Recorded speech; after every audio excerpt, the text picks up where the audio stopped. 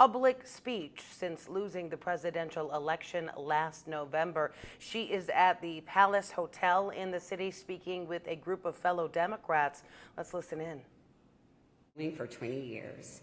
She has spent a career in public service fighting for the people of California as Attorney General and U.S. Senator. And then we got to watch her fight for all of us as our first woman Vice President.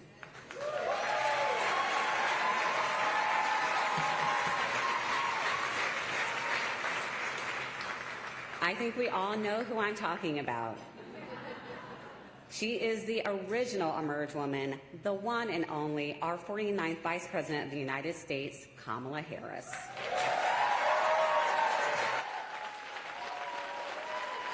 Just a moment. I'm glad y'all are excited a little bit more. So we do have something in the network right now. You know what, Madam VP, they don't want to hear from me. They want you. Come on out.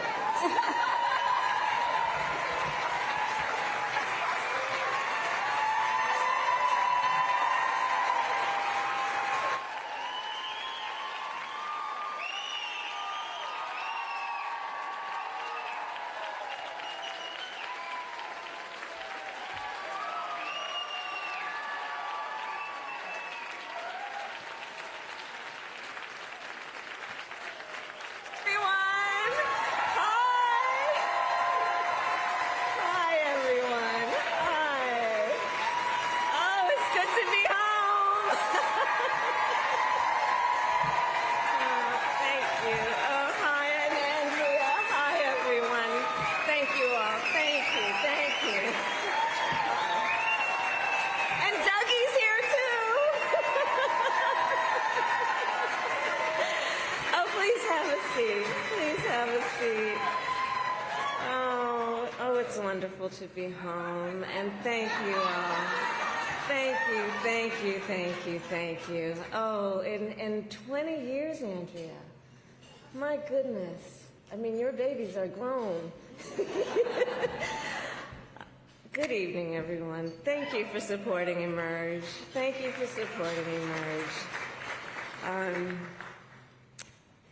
It is so wonderful to be home and to be back with all the leaders who are here and to celebrate this extraordinary organization, which is an organization of so many exceptional leaders, those who found the courage to run for office and those who support them.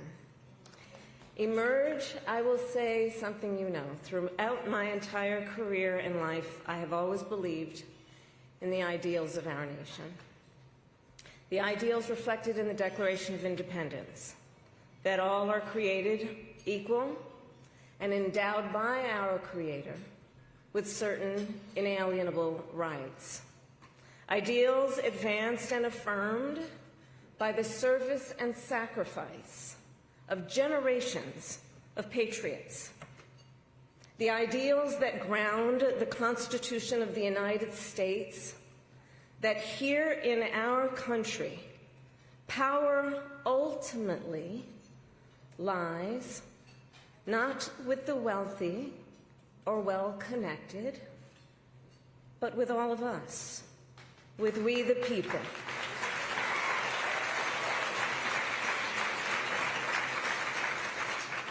Now, of course, I recognize that America has never fully lived up to these ideals, that for all the gains we've made, the American dream has for decades been slipping further out of reach for so many, and that the American people deserve leaders who make their lives better and make our country stronger. But sadly, we have seen quite the opposite over these past few months. Now, I know tonight's event happens to coincide with the 100 days after the inauguration, and I'll leave it to others to give a full accounting of what has happened so far. But I will say this. Instead of an administration working to advance America's highest ideals, we are witnessing the wholesale abandonment of those ideals.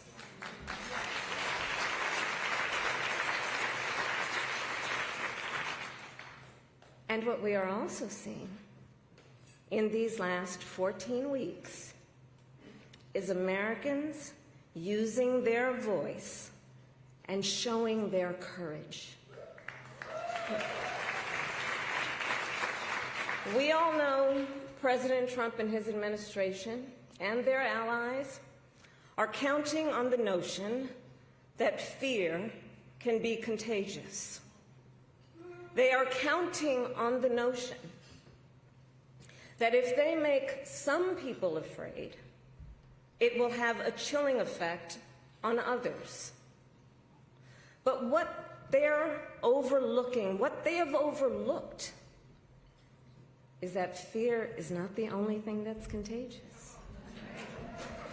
Courage is contagious.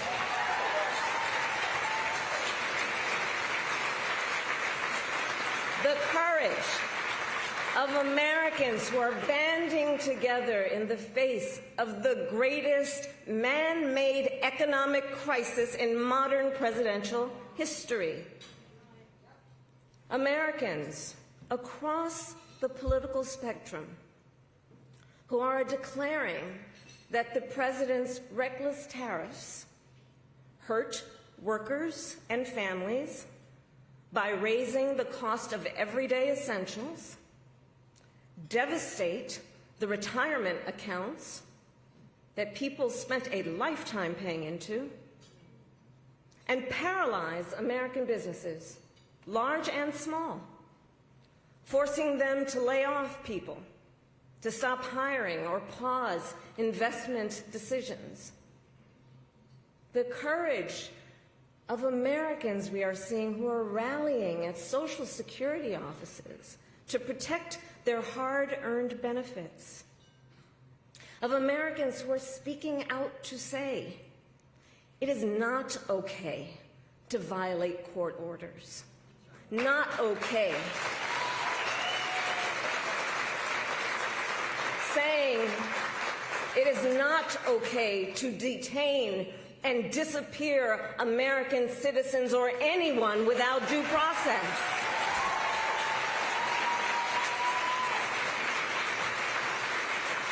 The courage of judges to uphold the rule of law in the face of those who would jail them. Of universities that are defying unconstitutional demands that threaten the pursuit of truth and academic independence.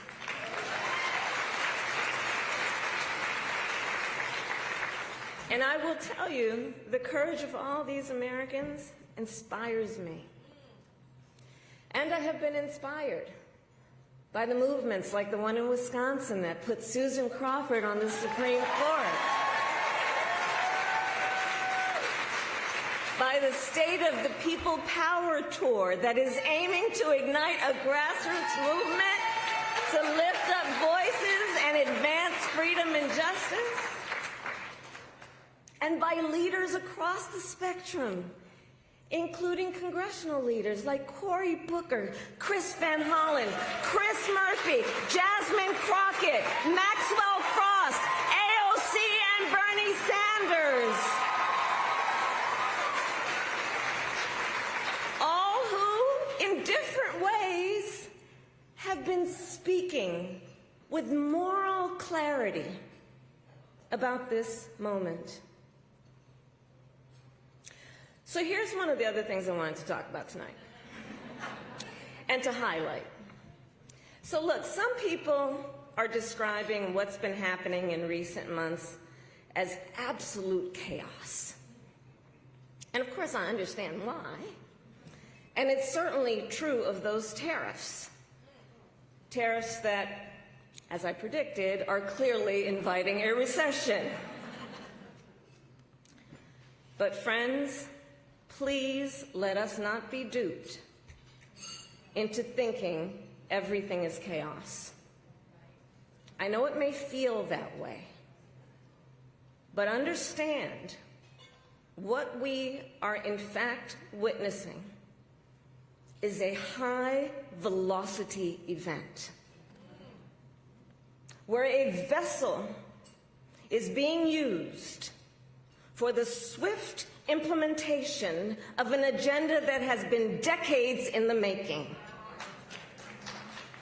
An agenda to slash public education. An agenda to shrink government and then privatize its services. All while giving tax breaks to the wealthiest among us. By the way, an agenda that is not lowering costs, not making life more affordable, and not what they promised. It's an agenda, a narrow, self-serving vision of America, where they punish truth tellers, favor loyalists, cash in on their power, and leave everyone to fend for themselves, all while abandoning allies and retreating from the world. And folks, what we are experiencing right now is exactly what they envisioned for America. Right now, we are living in their vision for America. But this is not a vision that Americans want. We are living in a moment when the checks and balances upon which we have historically relied have begun to buckle. And we here know that when the checks and balances ultimately collapse, if Congress fails to do its part, or if the courts fail to do their part, or if both do their part, but the president defies them anyway, well, friends, that is called a constitutional crisis. And that is a crisis that will eventually impact everyone.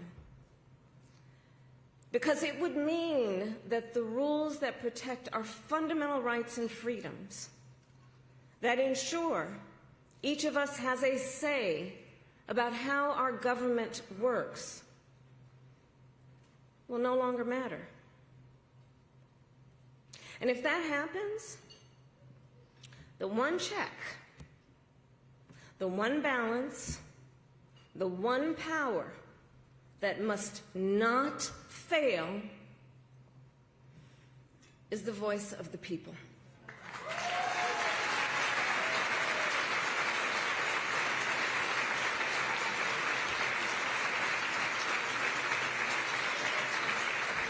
And look, right now I know a lot of folks are wondering what's going to guide us through this moment. How are we all going to figure out how to chart the course? But that's not a reason to throw up our hands. In fact, please allow me, friends, to digress for a moment. Okay. It's kind of dark in here, but I'm asking for a show of hands. Who saw that video from a couple of weeks ago, the one of the elephants at the San Diego Zoo during the earthquake?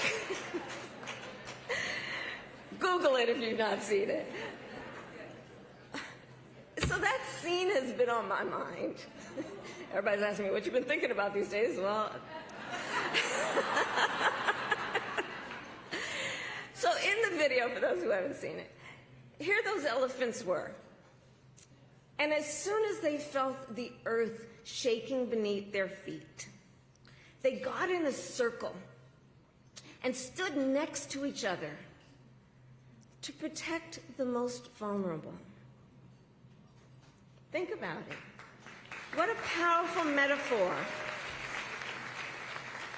Because we know Those who try to incite fear are most effective when they divide and conquer, when they separate the herd, when they try to make everyone think they are alone. But in the face of crisis, the lesson is don't scatter. The instinct has to be to immediately find and connect with each other, and to know that the circle will be strong.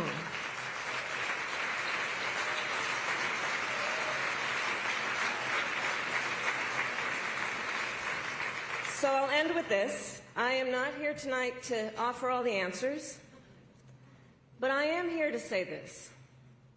You are not alone, and we are all in this together.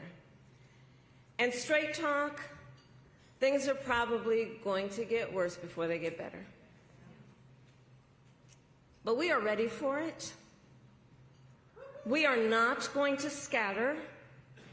We are going to stand together, everyone a leader, and emerge.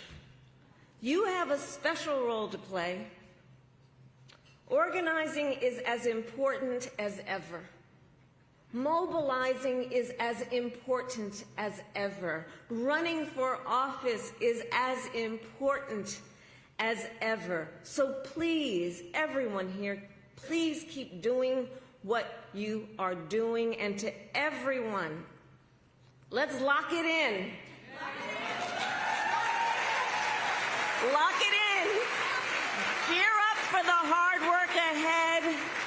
And please, always remember, this country is ours. It doesn't belong to whoever is in the White House. It belongs to you. It belongs to us. It belongs to we, the people. Thank you. God bless you, and God bless America. Thank you all.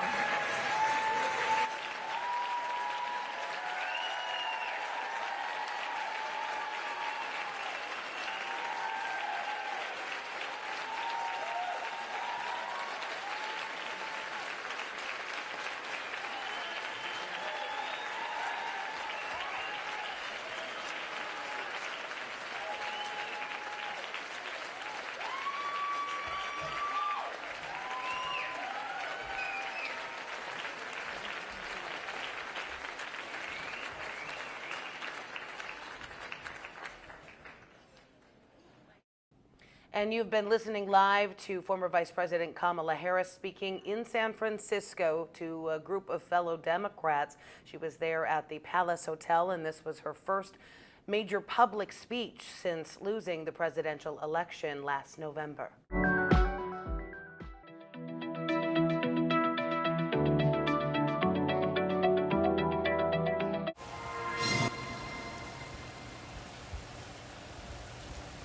It started in Los Angeles, where a domoic acid bloom off the coast has been sickening pelicans.